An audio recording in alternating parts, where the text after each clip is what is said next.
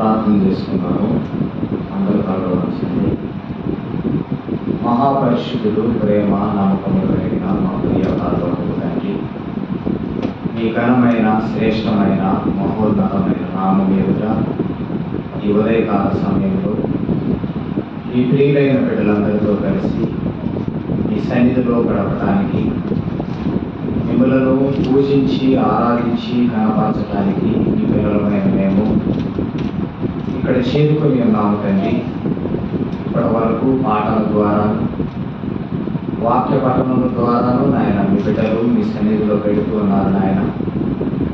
కొద్ది నిమిషాలు మీ పరిశుద్ధ గ్రంథములు మీరు మా కొరకు రాయించిన వాక్యములు నాయన ధ్యానించడానికి సిద్ధపడుచు ఉండగా మీ కృపలో మమ్మలను జ్ఞాపకం చేసుకొని ఈరోజు మాకు కావలసిన పరిశుద్ధ వాక్యములు నాయన మీ లేఖనములో నుండి మా వాక్యములను నింపమని వేడుకుంటూ చేరి వచ్చిన బిడ్డలందరినీ బట్టి, వాక్యం బోధిస్తున్నటువంటి నన్ను బట్టి నాయన మేమంతా కలిసి మీకు కృతజ్ఞతాస్తుతులు చెల్లిస్తూ ఘనత మహిమ ప్రభావముల స్తోత్రములన్నీ ఆపాదిస్తూ యేసుక్రీస్తు వారి శ్రేష్టమైన బలమైన నామంలో ప్రార్థించి వేడుకొని వాక్య ధ్యానంలో కొనసాగుతున్నాము తండ్రి.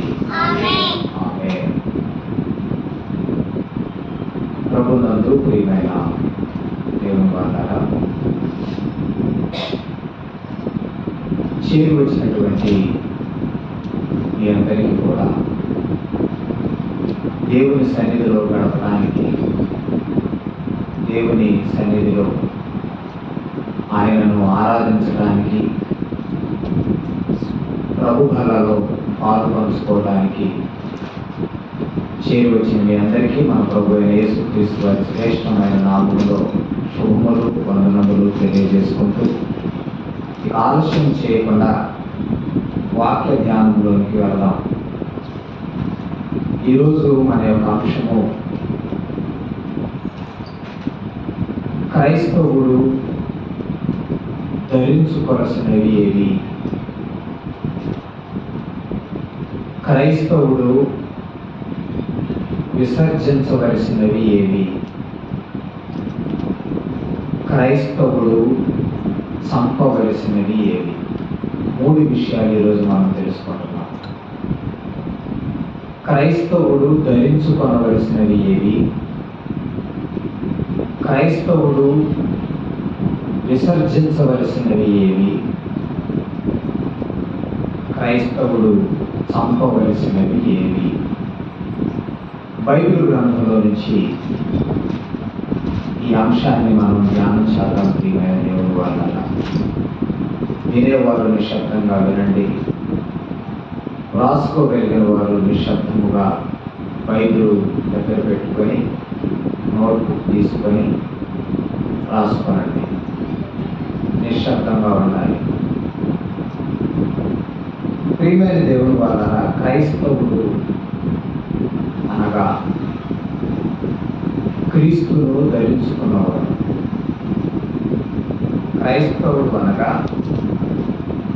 క్రీస్తును ధరించుకున్నవాడు, క్రీస్తులోనికి బాప్తిస్మము పొందినవాడు. గలతీయులకు రాసినటువంటి పత్రిక ఒకసారి మనం చూడగలిగితే,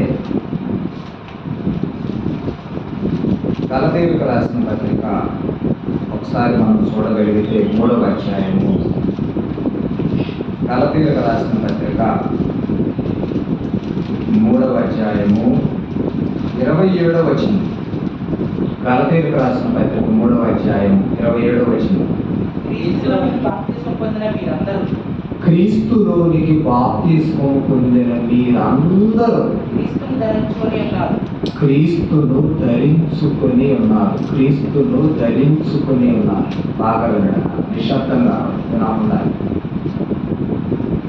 క్రీస్తులోనికి బాప్తిస్మం పొందిన మీరందరూ క్రీస్తును ధరించుకున్నారు. సహజంగా మనం మన ఒంటిపై వస్త్రాలు ధరించుకుంటాం. కానీ బాప్తిస్మం పొందిన తర్వాత మరొకరిని ధరించుకున్నాం. మనం మన జీవితంలోకి తెచ్చుకున్నాం ఒకరిని. ఎవరినో తెలుసా? యేసుక్రీస్తు గారిని. మీరు క్రీస్తులోనికి బాప్తిసం పొందారు. పౌలు గారు గలతీయులకు పత్రిక రాస్తూ చెప్తున్నాడు, మీరు క్రీస్తులోనికి బాప్తిసం పొందారు. క్రీస్తులోనికి బాప్తిసం మీరు పొందారు అంటే క్రీస్తునే మీరు ధరించుకున్నారు. క్రీస్తునే మీరు ధరించుకున్నారు. క్రీస్తును ధరించుకున్నారు మీరు అంటే మీతో పాటు క్రీస్తు ఉన్నారు. మీరు క్రీస్తును కలిగి ఉన్నారు, క్రీస్తును ధరించుకున్నారు. మీరు క్రీస్తులోనికి బాప్తిస్మం పొందారు కనుక క్రీస్తును ఆనాడే మీరు ధరించుకున్నారు కనుక మీరు క్రీస్తు వారు, క్రైస్తవులు అనబడుతున్నారు. క్రీస్తు వారు, క్రైస్తవులు అనబడుతున్నారు. క్రైస్తవులు అంటే క్రీస్తును ధరించుకున్నవారు, క్రీస్తును వెంబడించేవారు, క్రీస్తు ఫాలోవర్స్. క్రీస్తును ఫాలో అవుతున్నారు. క్రీస్తును ధరించుకొని క్రీస్తు మాటల ప్రకారము, క్రీస్తు ఇచ్చిన ఆజ్ఞల ప్రకారము క్రైస్తవుడు నడుచుకొనవలసిన వాడు. ఎందుకంటే క్రీస్తును ధరించుకున్నాడు, క్రీస్తులోనికి బాప్తిసం పొందాడు. గలతీయులో అదే చెప్పాడు పౌలు గారు. అంటే క్రీస్తును ధరించుకున్న మనం అందరం క్రైస్తవులం. క్రీస్తును ధరించుకున్న మనం అందరం క్రైస్తవులం. క్రీస్తును ధరించుకున్న మనము మన జీవితంలో, మన విశ్వాస జీవితంలో, మన భక్తి జీవితంలో మరికొన్నిటిని ధరించుకోవాలని చెప్తున్నాను.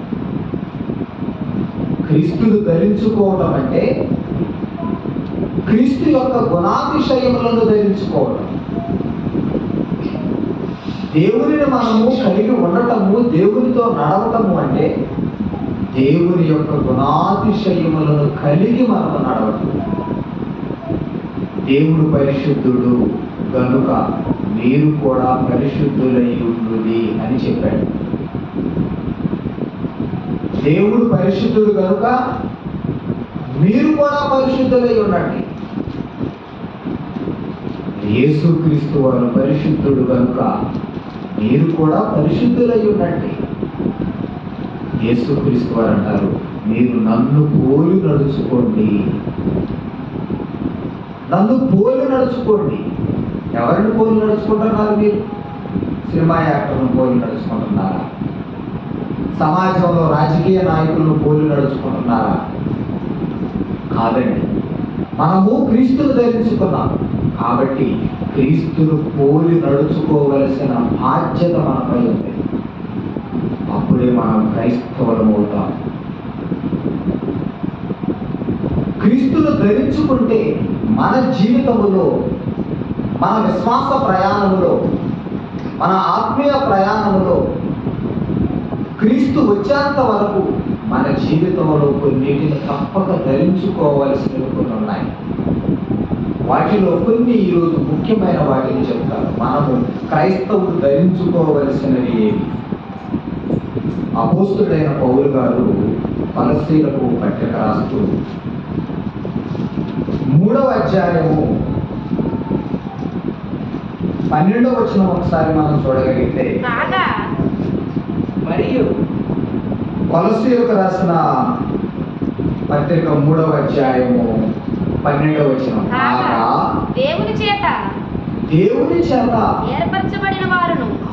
మనల్ని క్రైస్తవులని ఏమంటున్నాడంటే మీరు దేవుని చేత ఏర్పరచబడిన వారు. మనం ఎవరు అంటండి? దేవుని చేత ఏర్పరచబడ్డాం. దేవుని ఏర్పాటులో ఉన్నాము, ఏర్పాటులోకి వచ్చాం.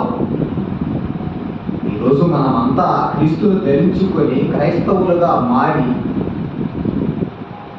క్రీస్తు సన్నిధిలో, దేవుని సన్నిధిలో ఈరోజు మనం గడపగలుగుతున్నామంటే దేవుడు మనలను ఏర్పరచుకున్నాడు, ఏర్పాటు చేసుకున్నాడు. మనల్ని ఏర్పాటు చేసుకున్నాడు కాబట్టి ఆయన దగ్గరకు వచ్చాం. అందుకే ఏమంటున్నాడా? కాగా దేవుని చేత ఏర్పరచబడిన వారును మీరు ఏర్పరచబడ్డారు. పరిశుద్ధులను మీరు దేవుని చేత ఏర్పరచబడ్డారు, పరిశుద్ధులను అన్నాడు.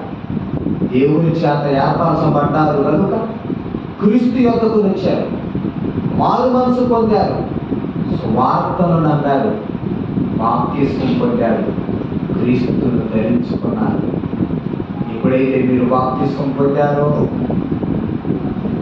మీ పాపములు క్షమింపబడ్డాయి.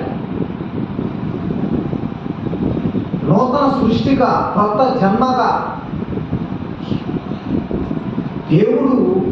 దేవుని యొక్క రాజ్యములోనికి క్రైస్తవులుగా మనలను అడుగు పెట్టించాడు.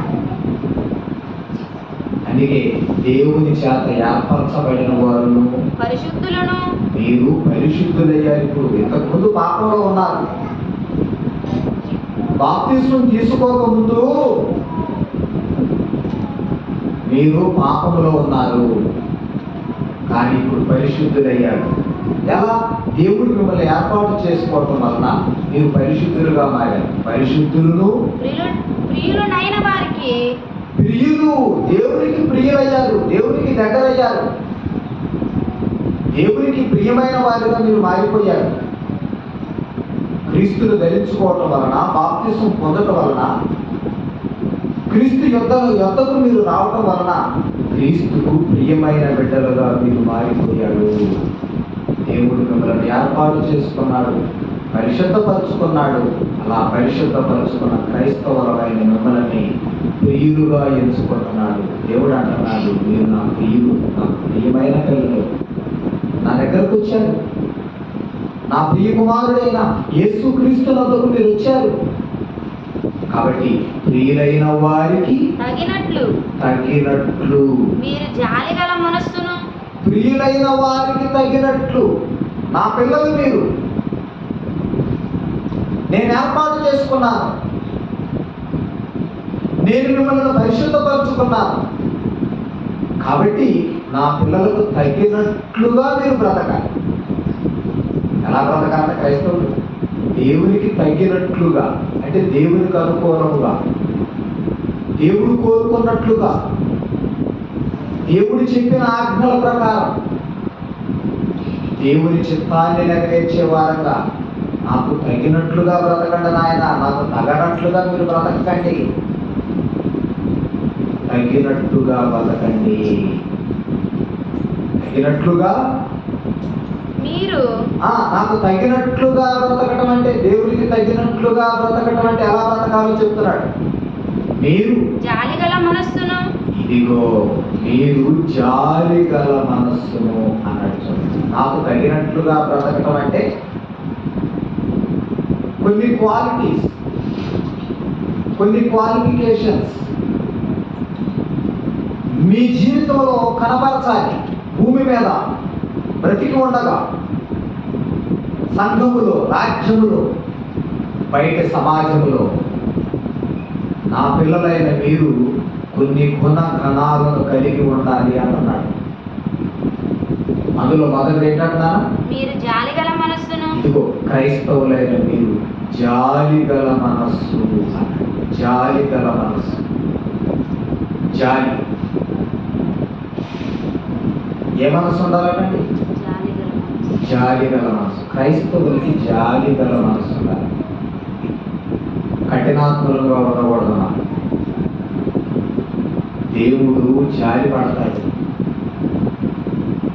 దేవుడు ప్రపంచం అందరిపైన జాలి చూపించాడు. ఆయన జాలి చూపించబట్టే ఈరోజు నీతిమంతుల మీదనో అనీతిమంతుల మీదనో వర్షం కురుస్తుంది.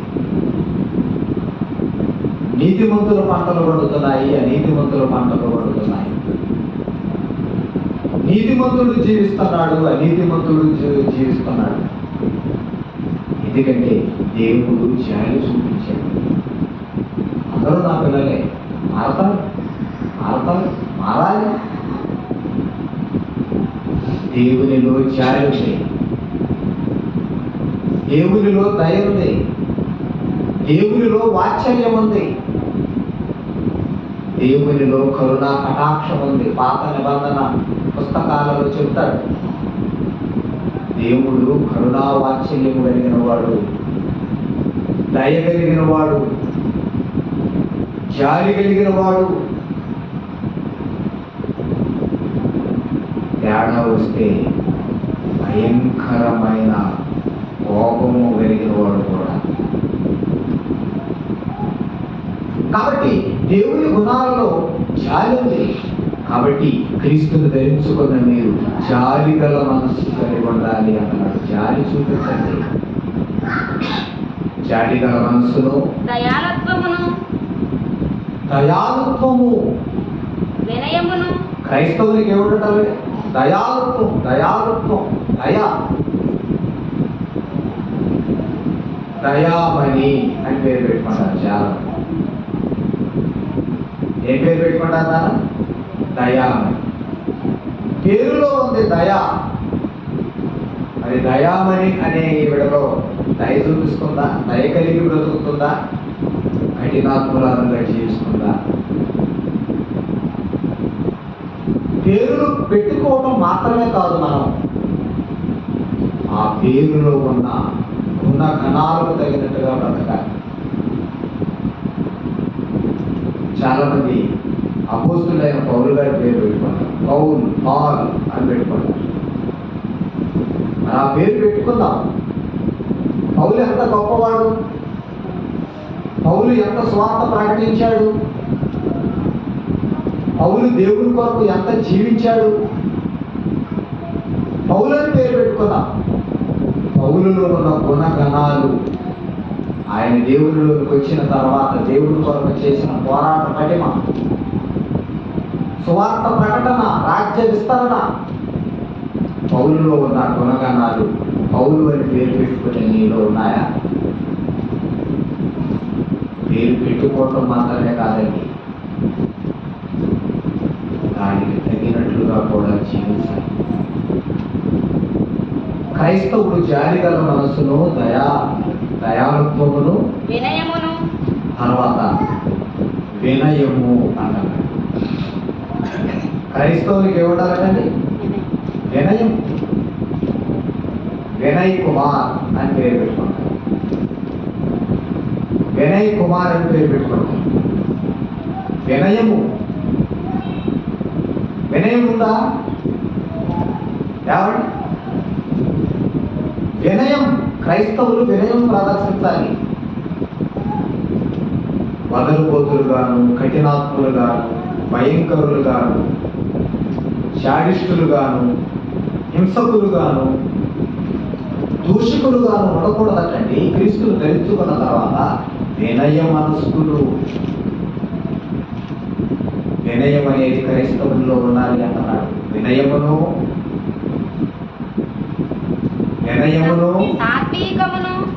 సాత్వికము అన్నాడు. సాత్వికము మోషేలో ఉంది, సాత్వికము అన్నాడు. మోషే గురించిన సాత్వికం మీరు అన్నారు. సాత్వికమును, దీర్ఘశాంతమును ధరించుకొనుడి. దీర్ఘశాంతమును ధరించుకోండి అన్నాడు. చూడండి, దేవునికి తగినట్లుగా ఉండే పిల్లలు వీటిని ధరించుకోవాలని. దేవునికి తగినట్లుగా ఉండే పిల్లలు, క్రీస్తును ధరించుకున్నటువంటి పిల్లలు, విశ్వాసులు, సంఘ బిడ్డలు, రాజ్య సంబంధులు వీటిని ధరించుకోమంటున్నాడు పౌలు గారు. వరుసగా చదువునాను. ఏటిని ధరించుకోమన్నాడు మొదటి నుంచి? కాగా ఏటిని ధరించుకున్నాడు చదువునానా? మీరు జాలిగల మనస్సును. ఒక్కడే చదవండి. మీరు జాలిగల మనసును గుర్తుపెట్టుకోండి. ఏం ధరించుకోమంటున్నాడు? దయాళత్వమును. జాలిగల మనసును మీరు ధరించుకోవాలి. దయాళత్వమును మీరు ధరించుకోవాలి. వినయమును మీరు ధరించుకోవాలి. సాత్వికమును మీరు ధరించుకోవాలి. దీర్ఘశాంతమును ధరించుకొనుడి. దీర్ఘశాంతమును మీరు ధరించుకోండి. చూడండి, ఎన్ని క్రీస్తును ధరించుకున్న మీరు వీటిని కూడా ధరించుకోవాలి. ధరించుకున్నారా క్రైస్తవులు? మనం ధరించుకున్నామా? ఒకసారి పరిశీలన చేసుకోవాలి. ప్రియమైన దేవుని బిడ్డలారా, క్రీస్తును ధరించుకున్న మనము క్రీస్తు చెప్పిన ఈ గుణాలను మన జీవితంలో ధరించుకున్నామా? ఉన్నాయా మన జీవితంలో? క్రైస్తవులలో, సంఘాలలో ఇవి ధరించుకునే ఉన్నారా? ఒకసారి మనల్ని మనం పరీక్షించుకోవాలి. అందుకే పౌలు కొరింథీ పత్రికలో ఒకసారి అంటాడు, మీరు విశ్వాసం గలవారై ఉన్నారో లేరో మిమ్మల్ని మీరే పరీక్షించుకోండి. మిమ్మల్ని మీరే పరీక్షించుకోండి. విశ్వాసం ఉందా మీకు? విశ్వాసం అంటే ఏంటి? నమ్మి వదిలేయటం కాదు, నమ్మిన నీవు దేవుడు చెప్పినట్లుగా బ్రతకటం, దేవుడు కోరుకున్నట్లుగా జీవించటం. అందుకే మీరు విశ్వాసం గలవారై ఉన్నారో లేరో ఒక్కసారి మిమ్మల్ని మీరే పరీక్షించుకోండి అన్నాడు పౌలు గారు. మీ విశ్వాసం సరి అయినదా కాదా? నమ్మిన మీరు దేవుడు చెప్పినట్లుగా, క్రీస్తు వారు చెప్పినట్లుగా, పరిశుద్ధాత్ముడు వారు సూచించినట్లుగా, హెచ్చరించినట్లుగా మీరు మీ జీవితాలు గడుపుతున్నారా? ఇదిగో క్రీస్తును ధరించుకున్న మీరు వీటిని కూడా ధరించుకోవాలి మీ జీవితంలో. వీటిని సమాజంలో మీరు కనపరచాలి అంటున్నాడు ప్రియమైన దేవుడు వారు. ఇది ధరించుకోవలసినవి. ఇప్పుడు ధరించుకోవలసిన వాటిని తెలుసుకున్నాం. ఇప్పుడు చెప్పే వాటిని ఖచ్చితంగా ధరించుకోవాలి. క్రీస్తులోకి వచ్చిన తర్వాత ధరించుకోక తప్పదు. ఇప్పుడు విసర్జించేది. క్రీస్తును ధరించుకున్న తర్వాత, క్రీస్తులోకి వచ్చిన తర్వాత, క్రీస్తు యొక్క రాజ్యములు అడుగు పెట్టిన తర్వాత, దేవుని రాజ్యములకు వచ్చిన తర్వాత, క్రైస్తవుడిగా మారిన తర్వాత కొన్నిటిని విడిచిపెట్టాలి. పాత వాటిని విడిచిపెట్టాలి. పాత పాపపు విషయాలను విడిచిపెట్టాలి. విసర్జించటమే విడిచిపెట్టడం, వదిలేయటం. మరి మన జీవితంలో ధరించుకోవలసిన వాటిని చెప్పాడు. ఇప్పుడు ఎఫెసీయులకు రాసిన పత్రిక 4వ అధ్యాయం 31వ వచనంలో విసర్జించవలసిన వాటిని, విడిచిపెట్టవలసిన వాటిని చెప్తున్నాడు. క్రైస్తవుడు వేటిని వదిలేయాలి? సమస్తమైన ద్వేషము. ఇక్కడ చెప్తున్నాడు ఎఫెసీ పత్రిక 4:31 చూడండి. సమస్తమైన ద్వేషము. ఇదిగో క్రైస్తవునిగా మారిన తర్వాత, క్రీస్తును ధరించుకున్న తర్వాత నువ్వు కొన్నిటిని విడిచిపెట్టాలి. ఖచ్చితంగా విడిచిపెట్టాలి. విడిచిపెట్టమంటున్నాడు, విసర్జించమంటున్నాడు, వదిలేయమంటున్నాడు. ఈ జీవితంలో నుంచి వీటిని తొలగించమంటున్నాడు. వేటిని విడిచిపెట్టమంటున్నాడు? సమస్తమైన ద్వేషము అన్నాడు. ద్వేషము. ప్రియమైన దేవుని బిడ్డలారా, ద్వేషం, సమస్తమైన ద్వేషం. ద్వేషం ఎన్ని రకాలుగా ఉంటుందో, రకరకాల ద్వేషాలు ఉంటాయి. సమస్తమైన ద్వేషం అన్నాడు. అందుకే అది ఏ ద్వేషమైనా కావచ్చు. ద్వేషం. ఎవరి మీద ద్వేషం పెట్టుకున్నావా? ఎవరినైనా ద్వేషిస్తున్నావా? ఏ విషయంలోనైనా ద్వేషం కలిగి ఉన్నావా? నువ్వు క్రీస్తును ధరించుకున్నావన్న సంగతి మర్చిపోయావా? నువ్వు క్రీస్తును ధరించుకుంటే ద్వేషమును విసర్జించాలి. సమస్తమైన ద్వేషం, సమస్తమైన ద్వేషమును నువ్వు విసర్జించాలి, విడిచిపెట్టాలి, వదిలేయాలి. ద్వేషాలొద్దు.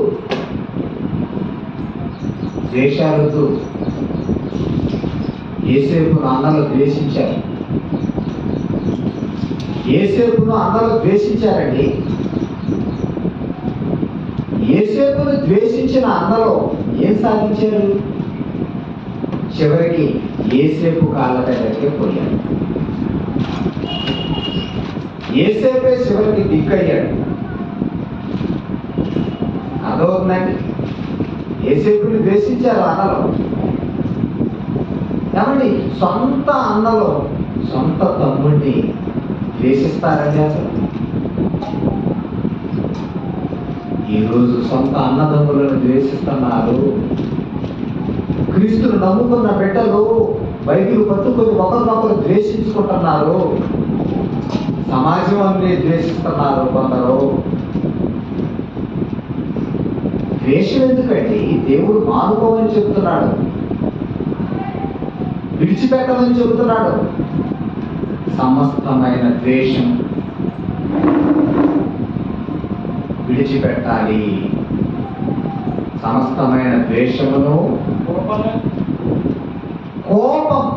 నువ్వు క్రైస్తవులుగా మారిన తర్వాత ఎందుకు నీకు కోపం వస్తుంది? ఊరికనే కోపం, ఉక్కు మీద కోపం. చాలా మందికి అమ్మా వాక్యం వింటున్నావా? పుస్తకం పక్కన పెట్టి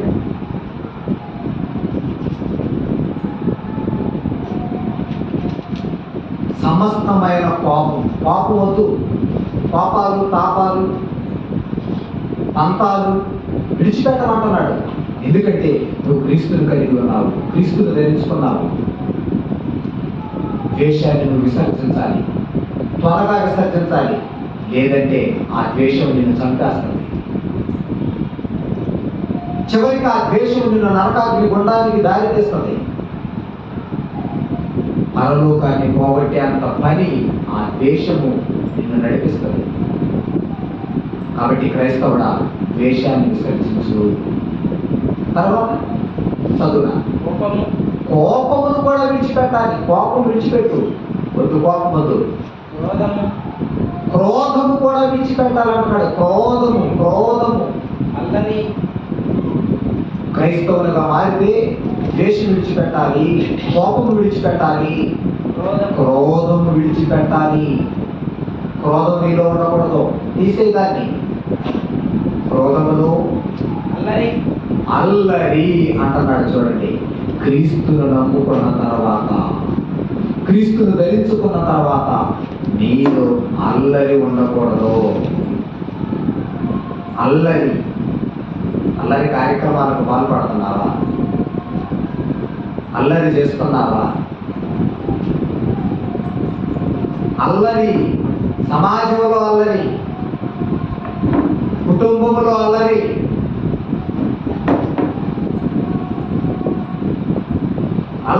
అల్లరి ఉండకూడదు. ఇక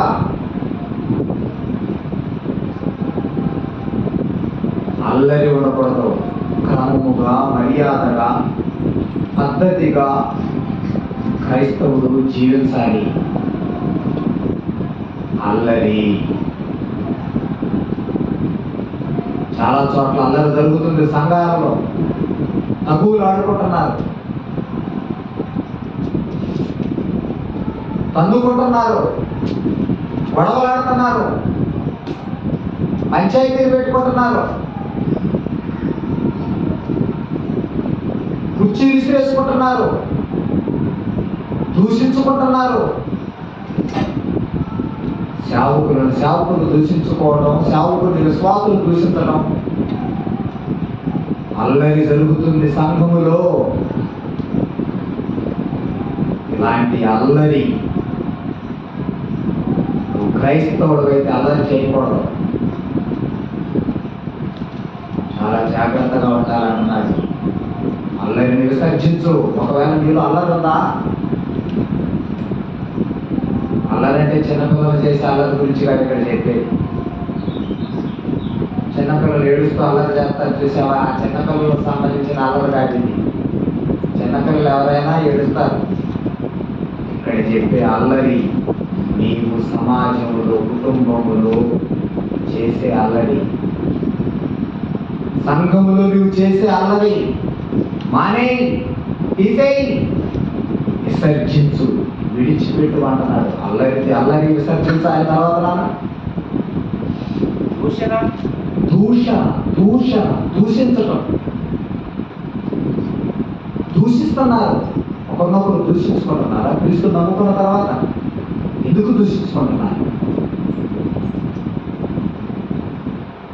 దూషించడానిక క్రీస్తులోకి వచ్చింది? ఒకరినొకరు దూషించుకుంటారా? దుమ్మెత్తి పోసుకుంటారా? మళ్ళా బైబిల్ పట్టుకొని క్రైస్తవము అని చెబుతారా? దూషణ. అనవసరంగా ఎవరిని అన్యాయంగా దూషించే పని క్రైస్తవునిగా నువ్వు చేయకూడదు అన్నాడు. దూషణ నీలో ఉంటే ఇప్పుడే విసర్జించు, ఇప్పుడే వదిలిపెట్టు దాన్ని. దూషణ విసర్జించండి. తర్వాత సకలమైన దుష్టత్వము. సకలమైన దుష్టత్వం. దుష్టత్వం అంటే దుష్టుని క్రియలు. దుష్టుడంటే సాతాను, అపవాది, ఘటసర్పం. దుష్టక్రియలు అంటే పాపపు క్రియలు, సమస్తమైన దుష్టత్వం అన్నాడు. లోకంలో చాలా పాపాలు ఉన్నాయి, లోకంలో చాలా పాపం ఉంది. ఆ లోకాన్ని పాపముతో నింపిన వాడు సాతానే, దుష్టుడే. దుష్టుడు దుష్ట క్రియలను మనుషులకు నేర్పాడు. సహజంగా మనుషులు మంచివాళ్ళు, మానవులు మంచివాళ్ళు. కానీ మానవులను మాయ చేసి, మానవులను మోసగించి దుష్టుడు మంచి మనుషులను దుష్టులుగా మార్చాడు. దేవుడు నరులను యథార్థవంతులుగా పుట్టించాను అనేది బైబిల్. దేవుడు నరులను ఎలా పుట్టించాడంట? యథార్థవంతులుగా పుట్టించాడు. మరి యథార్థవంతులుగా పుట్టించిన మనుషుల్లోనికి దుష్టత్వం ఎలా వచ్చింది? ఎవడో మాయ చేశాడు, వాడే దుష్టుడు. పుట్టినప్పుడు యథార్థవంతులుగా ఉన్న మానవులు, చిన్నపిల్లలుగా ఉన్నప్పుడు యథార్థవంతులుగా ఉన్నటువంటి పిల్లలు పెరిగి పెద్ద అయ్యేసరికి వాడిలో దుష్ట క్రియలు, పాపపు క్రియలు ఎలా ప్రవేశించాయి? దుష్టుడు దూరాడు వాడి హృదయంలోనికి, మానవుల హృదయంలోనికి దుష్టుడు వచ్చేశాడు. ఎందుకంటే దేవుని పిల్లలను దేవునికి దక్కకుండా చేయాలని వాడు దుష్టుడు కనుక దేవుని పిల్లలను కూడా దుష్టుడుగా మార్చాలని పని కట్టుకొని భూమి మీదకి దిగాడు సాతాను, దుష్టుడు. అందుకే ఎన్నో పాపాలను ప్రపంచంలో ప్రవేశపెట్టాడు. ఆజ్ఞాతిక్రమమే పాపం. దేవుని బిడ్డలైనటువంటి భూమి మీద ఉన్న 800 కోట్ల మంది ప్రజలు, మానవులు యథార్థవంతులుగా దేవుడు వారిని పుట్టిస్తే వారందరినీ దుష్టత్వంలోనికి నడిపిస్తున్నాడు దుష్టుడు, సాతాను, డెవిల్. అందుకే చెప్తున్నాడు ఇక్కడ, నువ్వు క్రీస్తుని నమ్మిన తర్వాత సమస్తమైన దుష్టత్వం విడిచిపెట్టాలి. సమస్తమైన దుష్టత్వమును విసర్జించాలి, వదిలేసాయి. నీ జీవితంలో ఎన్ని దుష్ట క్రియలు ఉన్నాయో, ఎన్ని పాపపు క్రియలు ఉన్నాయో, ఎన్ని సాతాను క్రియలు ఉన్నాయో వదిలిపెట్టేసే. ఈ రోజే వదిలిపెట్టు వాటిని.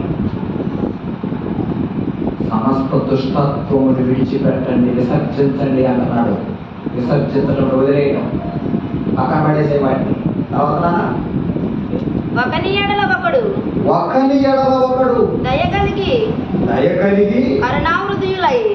ఒకని ఎడల ఒకడు దయ కలిగి, ఒకని ఎడల ఒకడు దయ చూపించుకోండి. ద్వేషాలు పెంచుకోకండి, క్రోధాలు పెంచుకోకండి, కోపాలు పెంచుకోకండి.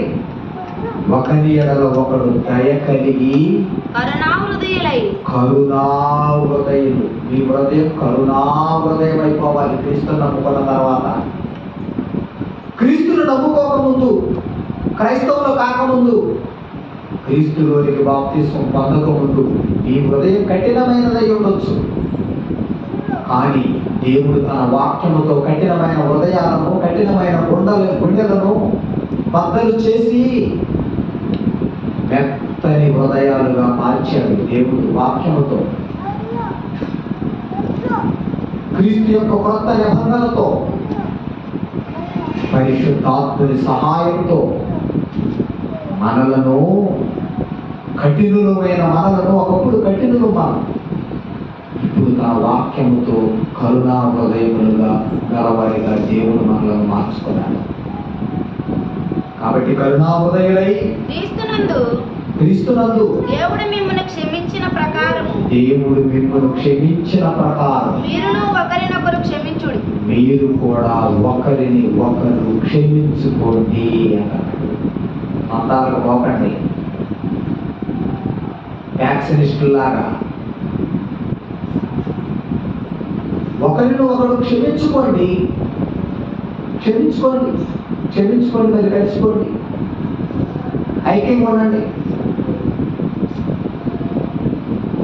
కరుణా హృదయులు కదా మీరు, కరుణా హృదయులు కఠినాత్మలుగా ఉండకూడదు. ఒకరినొకరు క్షమించుకోండి. అందుకే ఏటేంటి విడిచిపెట్టమన్నా లిస్ట్ చెప్పు. సమస్తమైన ద్వేషమును, కోపము, కోపమును, క్రోధమును, అల్లరి, దూషణ, సకలమైన దుష్టత్వమును సకలమైన దుష్టత్వం అంటే మీరు విసర్జించు. పాపాలన్నీ, ఆజ్ఞాతిక్రమాలన్నీ అర్జెంటుగా మీరు విడిచిపెట్టాలి. ఆల్రెడీ బాప్తిస్మంలోనే మీరు విడిచిపెట్టాము అని సమాధి చేశారు. మరలా రిపీట్ కాకూడదు. వాటిని విసర్జించాలి. ధరించుకోవలసినవి కొలసీ పత్రికలో చెప్పాడు. విసర్జించవలసిన వాటిని, విడిచిపెట్టవలసిన వాటిని, వదిలిపెట్టవలసిన వాటిని ఎఫెసీ పత్రికలో చెప్పాడు. ఇప్పుడు కొన్నిటిని క్రైస్తవుడు తన జీవితంలో చంపుకోవాలి. చంపుకోవడం అంటే మనుషులను చంపడం కాదు. చంపుకోవడం అంటే ఏ చంపటం? నీ జీవితములో, నీ జీవితములో, నీ విధానాలలో, నీ బ్రతుకులో, నీ గుణగణాలలో దేవునికి నచ్చనివి కొన్ని ఉన్నాయి. వాటిని చంపాలి. ఒకవేళ వాటిని నువ్వు చంపకపోతే ఆ తప్పుడి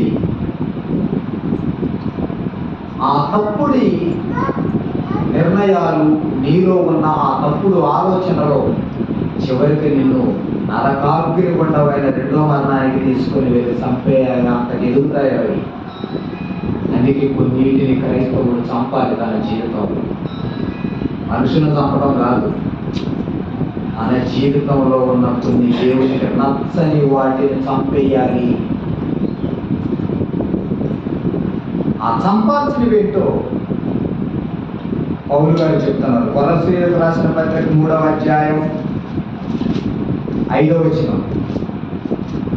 కొలస్సీయులకు రాసిన పత్రిక 3వ అధ్యాయం కావున 5వ వచనం.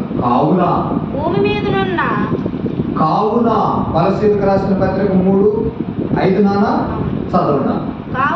కావున భూమి మీదనున్న మీ అవయవములను, భూమి మీద ఉన్న మీ అవయవాలు. దేవుడు భూమి మీద మనకు ఒక శరీరం ఇచ్చాడండి.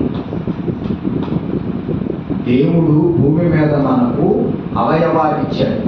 అవయవాలను వినటమే ఇదిగో ఈ 5 అడుగుల 6 అడుగుల 7 అడుగుల ఈ దేహం. కళ్ళు, ముక్కు, నోరు, చెవి, కాళ్ళు, చేతులు, అంతర్భాగాలు, ఎన్నో గుండె, కిడ్నీలు, అన్ని అవయవాలు సమ్మేళనమై ఈ అవయవాలన్నిటినీ కలిపి ఒక 5 అడుగుల 6 అడుగుల మనిషిగా, మానవునిగా భూమి మీద దేవుడు నిన్ను ప్రవేశపెట్టాడు. మానవ ఆకారంలో అవయవాలు ఇచ్చాడు. కళ్ళు ఇచ్చాడు, ముక్కిచ్చాడు, నోరిచ్చాడు, చెవులిచ్చాడు, కాళ్ళిచ్చాడు, చేతులిచ్చాడు, గుండిచ్చాడు, కిడ్నీలు ఇచ్చాడు.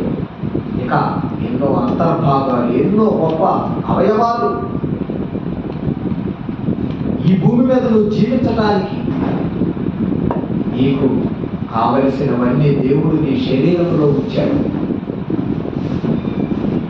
నీ అవయవాలను, దేవుడు నీకు ఇచ్చిన ఈ దేహాన్ని, దేవుడు నీకు ఇచ్చిన ఈ అవయవాలలో దేవునికి నచ్చని కొన్ని పనులు చేస్తున్నారు ఈ అవయవాలతో మానవులు. అందుకే వాటిని చంపమంటున్నాడు. మనిషిని చంపమంటలా, మనిషిని కొన్న అవయవాలు, ఆ అవయవాలలో జరుగుతున్న తప్పులు, ఆ అవయవాల ద్వారా చేస్తున్న పాపాలు చంపాలి. ఇప్పుడు చదువునా? కావున 3:5. కావున కావున భూమి మీదనున్న మీ అవయవములను భూమి మీద ఉన్న 50, 60, 70 సంవత్సరాలు భూమి మీద ఈ అవయవాలు వెలుగుంటున్నారు మీరు శరీరంలో. అనగా భూమి మీద ఉన్న మీ అవయవములను అనగా అనగా అనగా జారత్వాన్ని చంపండి. మీ దేహములో జారత్వం ఉంటే, జారత్వము అంటే వ్యభిచారం, మీ దేహములో జారత్వాన్ని చంపాలి. జారత్వం ఉండాలి అనేది ఉండకూడదు. సహజంగా మన దేహంలోకి ఏదైనా వైరస్, డెంగ్యూ వైరస్ మన శరీరంలోకి వచ్చిందనుకోండి, వెంటనే డాక్టర్ దగ్గరికి వెళ్తాం. డాక్టర్ దగ్గరికి వెళ్ళినప్పుడు డాక్టర్ బ్లడ్ టెస్ట్ చేస్తారు. చేసినప్పుడు ఆ టెస్ట్లో రిపోర్ట్ మనకు వస్తుంది. ఏమని? డెంగ్యూ వైరస్ ఈ శరీరంలో ప్రవేశించింది. అయితే ఏం చేయాలి డాక్టర్ గారు? ఇప్పుడు వెంటనే యాంటీబయాటిక్స్, రకరకాల మందులు, మెడిసిన్ ఇచ్చి ఆ వైరస్ను చంపాలి త్వరగా. 4-5 రోజుల్లో, వారంలో చంపేయాలి దాన్ని. ఒకవేళ నీ దేహంలోకి వచ్చిన ఆ వైరస్ను, నిన్ను పాడు చేసే ఆ వైరస్ను నువ్వు చంపకుండా అలాగే వదిలేస్తే ఆ డెంగ్యూ వైరస్ నిన్ను చంపి సమాధికి పంపుతుంది. అందుకే దేహంలోనికి ఏ చెడు వైరస్లు వచ్చినా, ఏ చెడు క్రిములు వచ్చినా, ఎటువంటి చెడు వచ్చినా వాటిని చంపాలి. నువ్వు చంపుతావు. ఇంట్లో పాము వచ్చింది అనుకోండి, అబ్బా ఎంత చక్కగా వచ్చింది పాము అని హ్యాపీగా గంతులేస్తావా? అది పాము, కాటు వేసేదని. కలిస్తే చచ్చిపోతావు. అది ప్రమాదకరమైనది. పాము అంటే కలుస్తుంది, కరిస్తే విషమెక్కుతుంది. విషమెక్కితే చచ్చిపోతావు. ఇంట్లో పాము వస్తే అది అందులో విషం ఉంది, అది మంచిది కాదు అని నీకు చంపడం రాకపోయినా ఇంటి పక్క వారిని ఆయన పిలిచి చంపుతావు. తేలుస్తే తేలుని చంపుతావు. పాము వస్తే చంపుతావు, తేలుస్తే చంపుతావు. నీ ఇంట్లోకి, మరి నీ ఒంట్లోకి భయంకరమైన నిన్ను నాశనం చేసే, నిన్ను చంపే వైరస్లు వస్తే 50,000, 70,000, 1,00,000, 2 లక్షలు, 3 లక్షలు ఖర్చు పెట్టి మరీ చంపుతావు వైరస్లను. ఎందుకు? నువ్వు బ్రతకాలని. నువ్వు బ్రతకాలంటే ఆ వైరస్లను చంపాలి, లేదంటే అవి నిన్ను చంపుతాయి. అందుకే దేవుడు ఇక్కడ చెప్తున్నాడు, మీ అవయవాలలో మిమ్ములను చంపి నరకాగ్ని గుండంలో పడేసే కొన్ని వైరస్లు మానవుల ఆలోచనల్లోనికి, మానవుల హృదయంలోనికి, మానవులకున్న అవయవాలలోనికి కొన్ని మిమ్మల్ని చెడగొట్టే, చెరిపే, మిమ్మల్ని పాడు చేసే మానవ జీవితాల్లోకి ప్రవేశించాయి. అందులో మొదట చెప్తున్నాడు, భూమి మీద ఉన్న మీ అవయవములను అనగా జారత్వమును, జారత్వం, అపవిత్రతను, జారత్వం. క్రీస్తును నమ్ముకున్న తర్వాత, క్రైస్తవునిగా మారిన తర్వాత, దేవుని యొక్క సంఘములో, రాజ్యములో అడుగుపెట్టిన తర్వాత జారత్వం అనేది మరలా నీ జీవితంలో కనపడకూడదు. దాన్ని చంపాలి. జారత్వం అంటే వ్యభిచారం. వ్యభిచారం చేయకూడదు. చంపేదాన్ని. వ్యభిచారం అనేటువంటి దానిని చంపు. తర్వాత అపవిత్రతను పవిత్రమైన కార్యక్రమాలు చేయాలి. ప్రభువు నమ్ముకున్న తర్వాత అపవిత్రమైన పనులు జోలికి వెళ్ళకూడదు. అపవిత్రతను కూడా చంపేయి. కామాతురతను కామాతురతను చంపేయి. తర్వాత దురాశలు. క్రీస్తులోకి వచ్చిన తర్వాత ఇంకా నీకు దురాశ ఏంటి? క్రీస్తులోకి వచ్చిన తర్వాత ఇంకా నీకు దురాశలేంటి? ప్రియమైన దేవుని బిడ్డలారా, దురాశలు చంపండి. క్రీస్తు నమ్ముకున్న తర్వాత కూడా దురాశలండి. కోట్లు కావాలి, లక్షలు కావాలి, కార్లు కావాలి, బంగ్లాలు కావాలి, ఎకరాల పొలాలు కావాలి. కాబట్టి క్రీస్తులోకి వచ్చిన తర్వాత దురాశలు ఎక్కువైపోయాయి. ఆశల వలయంలో చిక్కుపడ్డారు. అన్న వస్త్రములు చూసుకోండి చాలు, కనీస అవసరాలు చూసుకోండి చాలు. దురాశలు. సమాజంలో ఒక సామెత ఉంది, దురాశ దుఃఖానికి చేటు. దురాశ దేనికి చేటట? దుఃఖానికి చేటు. ఆశలకు పోయి తమను తాము చంపుకున్న వాళ్ళు చాలా మంది ఉన్నారు. ఆశల వలయం. ఆశలను అదుపు చేసుకోవాలి. ఏవి అవసరమైనవో మానవ జీవితానికి, బ్రతకటానికి కనీస అవసరతలు చూసుకుంటే సరిపోతాయి. దురాశల్లోకి వెళ్ళిపోమాకు. అవి నిన్ను ఎక్కడికో తీసుకెళ్తాయి, ఎటుటో నడిపిస్తాయి. చివరికి నిన్ను ఉరిపెట్టుకునే స్థితికి కూడా తీసుకొస్తాయండి దురాశలో. క్రైస్తవునికి నిత్య అవసరాలు కావాలి, దురాశలు ఉండకూడదు. కానీ చాలామంది క్రైస్తవులుగా మారిన తర్వాత కూడా దురాశలను చంపాలి, పరిగెత్తుతా ఉన్నారు. దురాశల వైపు పరిగెత్తుతున్నారు. డబ్బు పిచ్చి, పొలాల పిచ్చి, ఆస్తులు పిచ్చి, కార్లు పిచ్చి, కోట్లు పిచ్చి. పిచ్చి ఉండకూడదండి, దాన్ని దురాశ అంటారు. ఆశకు ఒక హద్దు ఉంటుంది, హద్దు మేరకూడదని దేవుడు చెప్తున్నాడు. క్రైస్తవులకి చెప్తున్నాడు, క్రీస్తులు ధరించుకున్న వారికి చెప్తున్నాడు. దురాశను చంపండి, లేదంటే అది మిమ్మల్ని చంపిద్ది ఏదో ఒక రోజు. చివరిగా 2 వచనాలు చూపించి ముగిస్తున్నాను. తిమోతికి రాసినటువంటి మొదటి పత్రిక 6వ అధ్యాయం 9వ వచనం. ధనవంతుడకు తిమోతికి రాసిన మొదటి పత్రిక 6వ అధ్యాయం 9వ వచనం. ధనవంతులకుటకు అపేక్షించువారు, ధనవంతులగుటకు అపేక్షించువారు శోధనలోను, ఉరిలోను, అవివేకయుక్తములనైన హానికరములనైన అనేక దురాశల్లో పడతారు. ధనవంతులగుటకు ఆపేక్షించువారు. ఎట్లయినా నేను కోట్లకు పడగలుగుతాయి అని చాలా మందిలో దురాశలు మొదలయ్యాయి. 1 లక్ష ఉంటే బతకలేవా? కోట్లే కావాలా? కోట్లకు పడగలుగుతారా? బిలియనరు, ట్రిలియనరు, అనిల్ అంబానీ లాగా కోట్లకు పడగలెత్తితేనే బతుకుతావా భూమి మీద? వాళ్ళకు కోట్లు ఉన్నా సరైన తీర్చడం లేదు,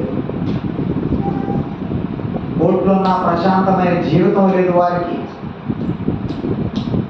గందరగోళ జీవితాలు. ఇక్కడ అంటున్నాడు, ధనవంతులకు అపేక్షించువారు అంటే దురాశపరులు. శోధన శోధన శోధన. మీరు టార్చర్లో పడిపోతారు. మీకు టార్చర్ మొదలైంది. ఆ ధనం ఎప్పుడు మిమ్మల్ని ముంచిద్దో, ఎప్పుడు పైకి తేల్చిద్దో నెలలో నుంచి మీకు తెలియదు. వంశనాన్ని ముంచిద్ది, కాల్సనాన్ని తేల్చింది. నిండా ముంచింది అనుకో నీ దురాశ నిన్ను, ఇక నువ్వు పైకి లేగలేవు. దురాశలో మంచివి కాదు. అందుకే దురాశ దుఃఖానికి చేటు అని పెద్దలు సమాజంలో ఒక సామెత గుర్తించారు. దురాశ దుఃఖానికి చేటు అన్నారు. బైబిల్ అదే చెప్పింది. బైబిల్ చెప్పిందే పెద్దలు చెప్పారు. దేవుడు చెప్పిన మంచి సూక్తులే ప్రజలు కూడా చెప్పారు సమాజంలో. ధనవంతులకు అపేక్షించువారు శోధనలోను గురిలోను అవివేకయుక్తములైన హానికరములైన అనేకమైన దురాశల్లో పడిపోతారు. అట్టివి ఈ దురాశల్లోకి నువ్వు పడిపోతే ఈ దురాశలు అట్టివి ఈ ప్రపంచంలో ఉన్న మనుషులను నష్టములోను నాశనములోను ముంచివేయదు. చెప్పాను కదా, నెలల నిండా ముంచేస్తే ఇక తేలటని. ఈ దురాశలో ఈ ధనాపేక్షలో మితి మీదిన ఈ ఆశలో దురాశలో నిన్ను నిండా ముంచుతాయి అని చెప్తున్నాడు దేవుడు. కాబట్టి క్రైస్తవులు దురాశను విడిచిపెట్టాలి. కొలస్సీ 3:5 కదా నాన్న? కొలస్సీ 3:5లో ఆగాం మనం. మీ అవయవములన అనగా మీ అవయవములను అనగా జారత్వము, అపవిత్రతను, కామాతురతను, దురాశను, విగ్రహారాధన అయిన ధనాపేక్ష. ధనాపేక్ష అనేది ఒక విగ్రహారాధనతో సమానమని చెప్పాడు. ధనం కూడా ఒక విగ్రహమే. ధనాన్ని దేనితో పోల్చాడు? విగ్రహంతో పోల్చాడు.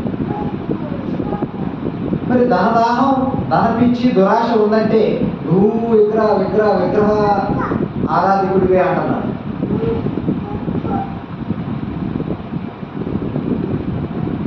నువ్వు విగ్రహారాధన చేస్తున్నావు. ఎలా అంటే ధనము అనే ఒక మూటను పెట్టుకొని దాన్ని పూజ చేస్తున్నావు. ధనము అనే దురాశ అనే ఆ మూట కొరకు నువ్వు పరుగులు చేస్తున్నావు. ధనాపేక్ష, దురాశ కూడా విగ్రహారాధనతో సమానం అన్నాడు. కాబట్టి ధనాపేక్షను చంపివేయండి. ధనాపేక్ష, ధన ఆపేక్ష. డబ్బు కావాలి, డబ్బు కావాలి, డబ్బు కావాలి, డబ్బు కావాలి, డబ్బు కావాలి. క్రైస్తవులో చాలా మందికి డబ్బు పిచ్చిపెట్టింది. అందరికి డబ్బు, అందరికి డబ్బు కావాలి, డబ్బు కావాలి, డబ్బు కావాలి. ధనాపేక్ష, ఆపేక్ష, కావాలి కావాలి కావాలి కావాలి. అవసరానికి డబ్బు కావాలి. దురాశలతో, అపేక్షలతో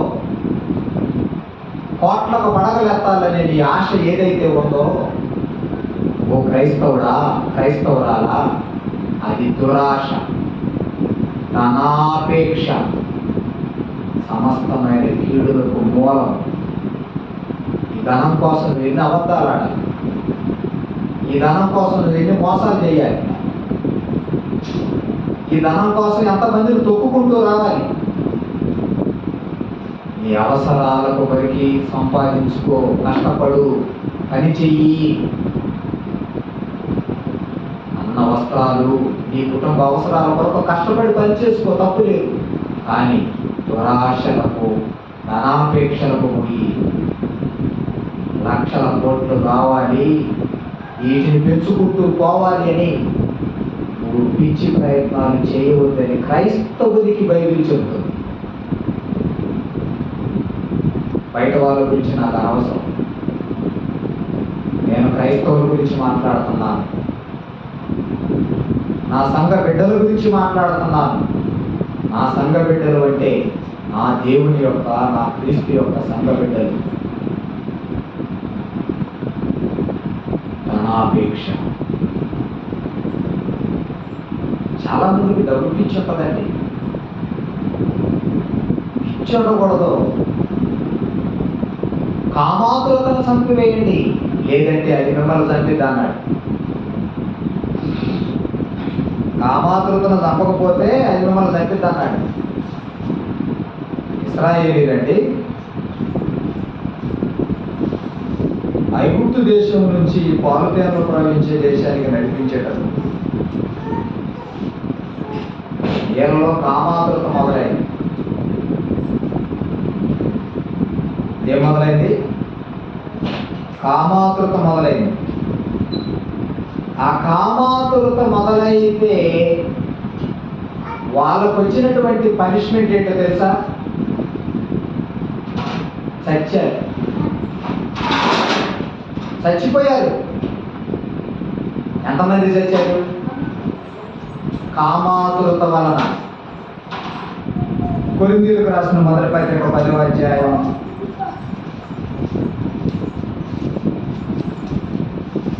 కొరింథీయులకు రాసిన మొదటి పత్రిక 10వ అధ్యాయం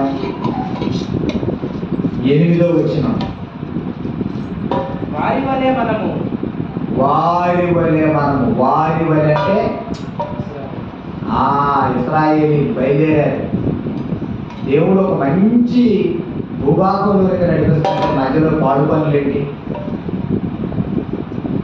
ఈ పిచ్చి పనులేంటి? చదువున్నాను. వారి వలె మనము వ్యభిచరింపక ఉందము. వారిలో కొందరు వ్యభిచరించి అలాగా మనం వ్యభిచారం చేయకూడదు, వ్యభిచరింపక ఉందము. వారిలో కొందరు వ్యభిచరించినందున ఒక్క దినముననే 23,000 మంది కూలి 23,000 మంది కూలిరి. వారిలో ఎంతమంది? ఒక్క రోజులోనే ఎంతమంది పోయారట? 23,000 మంది చచ్చి కూర్చున్నారు. ఏంటి కారణం అంటే కామాతురత. కామ పిచ్చి బట్టి ఒక్కొక్కడికి దేవునికి పాపం తెప్పించారు. 23,000 మందిని కూల్చేశాడు దేవుడు. అందుకే కామాతురత చంపండి అంటున్నాడు కొత్త నిబంధనలో 2:9 క్రైస్తవంలో. ఒకనాడు కామాతురత ప్రదర్శించినందుకే ఒక్క దినమున్నే 23,000 మందిని లేపేశాడు దేవుడు. ఒక్క దినమున్నే ఎంతమంది కూలారంటున్నారా? 23,000 మంది కూలీలు కనుక మనము ప్రభువును శోధింపకూడదు. ప్రభువుని టార్చర్ పెట్టే, ప్రభువుని ఇబ్బంది పెట్టే, ప్రభువును బాధ పెట్టే పనులు చేసి దేవుని కోపాన్ని మన మీదకి తెచ్చుకోవద్దు అంటున్నాడు పౌలు గారు. ప్రభువుని టార్చర్ పెట్టే పని చేశారు వాళ్ళు.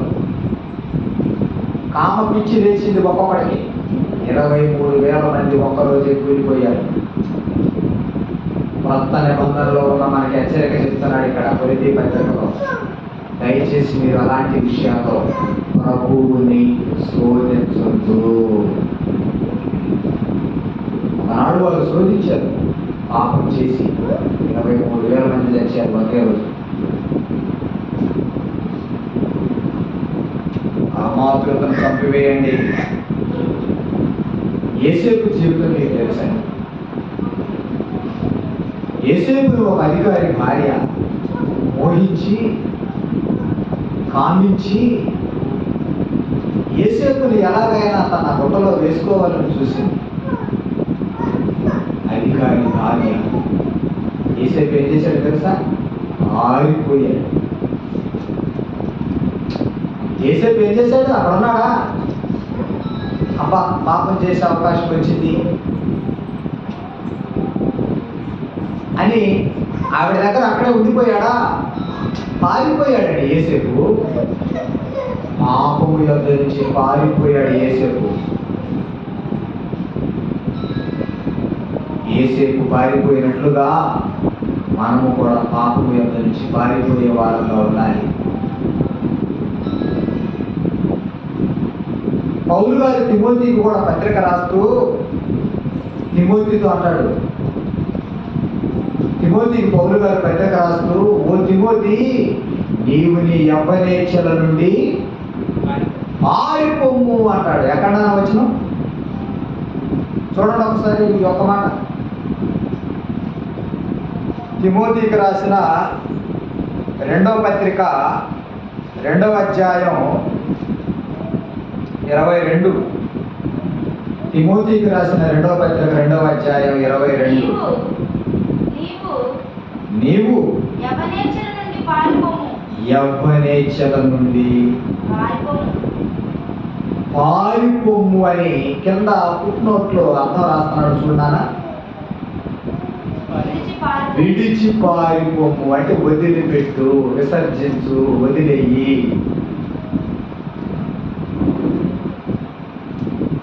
యవ్వనేచ్ఛలు అంటే పాపపు యోచనలు, పాపపు తలంపులు, పాపపు క్రియలు యవనంలోనే స్టార్ట్ అవుతాయి కదా ఇవి మానవుల్లో. అందుకే పౌలు అంటున్నాడు, తిమోతి అసలే నువ్వు యవనుడివి, నువ్వు సేవకుడివి, సువార్థికుడివి. తిమోతి నీకు ఒక మాట చెప్తున్నా, ఏంటి చెప్పండి? యవ్వనేచ్ఛల నుండి పారిపోము. యవ్వనేచ్ఛల నుండి పారిపోము. పారిపో, పారిపో. పాపం కనబడితే పారిపోవటమే. అక్కడే నిలబడి చూడ మాకు ఎంత చూసినట్టు. 7 గంటల్లో ఒక ఎంత అనుకుంటున్నావు ఆ పాపాన్ని? పారిపో. పాపం అని కనబడితే అక్కడి నుంచి పారిపోవాలి. ప్రయత్నం బండి స్టార్ట్ చేయడం పారిపోవటమే. ఎందుకయ్యా పారిపోతున్నావంటే అక్కడ పాపం ఉంది, పాపం ఉన్న చోట నుంచి పారిపోమంటున్నాడు. యేసేపు అలాగే పారిపోయాడు. తిమోతి కూడా పారిపోయాడు. ఆదికాండం 39 నానా 11. అట్లుండగా ఒకనాడు ఆదికాండము 39 11. అట్లుండగా ఒకనాడు అతడు తన పని మీద ఇంటిలోకి వెళ్ళినప్పుడు, యేసేపు గురించి, అట్లుండగా ఒకనాడు అతడు తన పని మీద ఇంటి లోపలికి వెళ్ళినప్పుడు ఇంటి మనుషులలో ఎవరునూ అక్కడ లేరు. అప్పుడు ఆమె అతని వస్త్రములు పట్టుకొని తనతో శయనింపుమని చెప్పగా అతడు తన వస్త్రమును ఆమె చేతిలో విడిచిపెట్టి తప్పించుకొని బయటికి పారిపోయాడు. అని చూడండి, పారిపోయాడు. పరారు. పాపము చేసే పరిస్థితి కనపడింది. పాపము చేయమని అధికారి భార్య ఒత్తిడి చేస్తుంది. అయితే ఏం చేశాడో తెలుసా? అక్కడే ఉండిపోలేదు. యేసేపు పారిపోయాడటండి. ఇప్పుడుంటే పాపం చేసే పరిస్థితి ఉంది. పాపం చేయమని ఆ స్త్రీ అక్కడ కోరుతుంది. కాబట్టి ఇక్కడ ఉండకూడదు. నేను దేవుడు ఊరుకోడు. అందుకే పారిపోయాడటండి. యేసేపు పారిపోయాడు పాపం చేయబడు. పౌలు గారు కూడా ఏం చెబుతున్నాడు నాన్న ఇక్కడ తిమోతికి రాసిన పత్రికలో? ఇక్కడ రండి. తిమోతి యవనేచ్ఛల నుండి నువ్వు పారిపోము. యవనేచ్ఛల నుండి పారిపోము. పవిత్ర హృదయము వలె పవిత్ర హృదయులై ప్రభువునకు ప్రార్థన చేయవాలి. పవిత్ర హృదయుడుగా ఉండు. పాపం కనబడితే పారిపోయి నువ్వు ఎలా ఉండాలంటే పవిత్ర హృదయుడు. పాపము లేని హృదయము. పవిత్ర హృదయుడవై ప్రార్థన చేయు వారితో కూడా నీతిని విశ్వాసమును. పవిత్ర హృదయుడై ప్రార్థన చేయాలి. పాపాలు చేసుకుంటా ప్రార్థనలు చేయకూడదు. ప్రార్థన చేయాలంటే పవిత్ర హృదయంతో చేయాలి. నేను పాపం చేస్తా, ప్రార్థన చేస్తా అంటే ఎట్లా కలుస్తుంది? దేవుడికి నచ్చదు. పవిత్ర హృదయులై ప్రార్థన చేయు వారందరితో కూడా నీతిని విశ్వాసమును, ప్రేమను, సమాధానమును వెంటాడుము. అక్కడి నుంచి పారిపోయి వేరే వాటి అంట పరిగెత్తమంటున్నాడు. పాపం దగ్గర నుంచే పారిపోమంటున్నాడు. నీతి, భక్తి, విశ్వాస విషయంలోనే వాటి వెంటబడమంటున్నాడు. క్రీస్తుని నమ్ముకున్న క్రైస్తవుడు పాపం దగ్గర నుంచి పారిపోవాలి. మరి వేటి వెంటబడాలి? నీతి వెంటబడు, న్యాయం వెంటబడు, ప్రార్థన వెంటబడు, విశ్వాసం వెంటబడు, సత్క్రియల వెంటబడమంటున్నాడు. పాపం నుంచి పారిపో, నీతి వెంటబడు. నీతి వెనక పరిగెత్తు, పాపము దగ్గర నుంచి పారిపో. పారిపోతున్నారా? వేడుక చూసినట్టు చూస్తున్నారా? పాపం దగ్గర నుంచి పారిపోయే వారిగా ఉండాలండి మనము. కాబట్టి ఈరోజు మనం తెలుసుకుందాం, క్రైస్తవుడు ధరించుకోవలసినవి ఏంటి. కొలస్సీ పత్రికలో చూసాం, క్రైస్తవుడు విసర్జించవలసినవి తన జీవితంలో విడిచిపెట్టవలసినవి ఏంటి. ఎఫెసీ పత్రికలో చూసాం, క్రైస్తవుడు తన జీవితంలో చంపవలసినవి ఏంటి. కొలస్సీ పత్రిక 3వ అధ్యాయంలో చూసాం.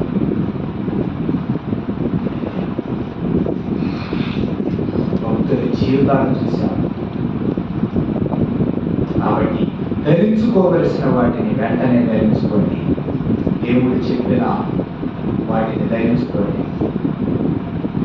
విసర్జించవలసిన వాటిని, విడిచిపెట్టమన్న వాటిని వెంటనే విడిచిపెట్టండి. ఈ జీవితంలో చంపవలసిన పాపం క్రియలను వెంటనే చంపేసేయండి, వాటిని వదిలేసేయండి, వాటిని విడిచి పారిపోండి. ఎక్కడికి పారిపోండి? నీతి యొద్దకు పోండి, ప్రార్థన యొద్దకు పోండి, సమాధానం యొద్దకు పోండి, దేవుని సన్నిధికి రండి అంటున్నాడు. కాబట్టి ప్రియమైన దేవుడు వారాల, ఈరోజు ఈ అంశాన్ని నేర్చుకున్న మీరు మీ హృదయాలలో ఈ వాక్యాన్ని దాచుకొని ప్రభు చిత్త ప్రకారం బ్రతకవలసిందిగా మనవి చేస్తూ, క్రైస్తవుడు చంపవలసినవి ఏవి, ధరించుకోవలసినవి ఏవి, విసర్జించవలసినవి ఏవి అనే ఈ అంశ భాగాన్ని అందరితో ముగిస్తున్నాను. ప్రార్థన చేసుకున్నాను. మహాపరిశుద్ధుడు అయినటువంటి తండ్రి, వందనాలు, స్తోత్రాలు.